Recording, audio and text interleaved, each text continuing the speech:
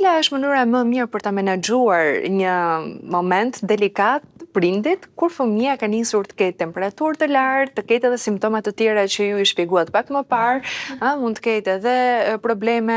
ndoshta edhe me frymarrjen nga bllokimet të rrugëve të sipërme të frymarrjes apo edhe simptoma gastrointestinale që ju i përmendët pak më parë. Në këtë situatë, pa shkuar në komplikacione apo dhe në bivendosje bakteriale, si është menaxhimi nga shtëpia i prindërve me rekomandimin natyrisht të mjekut pasi e ka parë dhe vlerësuar që fëmia nuk ka nevojë për antibiotik? Këto janë dhe pyetjet më të shpeshta që ne kemi nga prindrit, edhe telefonata. Prandaj i sillim këtë pyetje. Që prindrit shpesh shqetësohen, sidomos nga temperatura e lartë dhe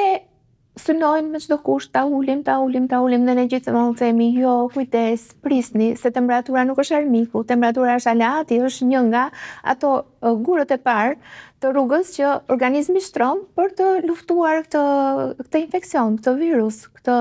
gjendje inflamatore të organizmit. Pra, nëse ne me çdo kusht përpiqemi të ulim temperaturën në shifra normale, ne i heqim organizmin një nga mjetet më të fuqishme të luftës kundër viruseve, sepse çfarë ndodh sapo virusi hyn në qarkullim, atëherë aktivizohen gjithë ato mekanizmat fillestare të imunitetit që rrisin temperaturën trupore duke krijuar një mjedis të papërshtatshëm për virusin që të shumëzohet dhe të vazhdojë të japi efektin e tij dhe gjithashtu çliron dhe ato lëndët shumë të vlefshme në këtë luftë, siç janë shumë prostaglandina, të cilat nga njëra rrisin temperaturën, por janë të domosdoshme si shkallë e parë e imunitetit të fëmijës për të neutralizuar viruset, mikrobet, toksinat dhe gjithçka tjetër. Kështu që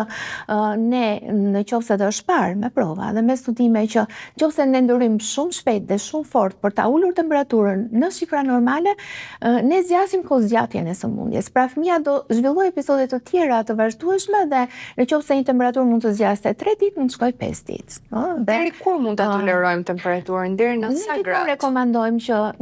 të mos trajtojmë temperaturën, por të trajtojmë fëmijën në sensin që temperatura, në qoftë se një fëmijë është aktiv, lëviz,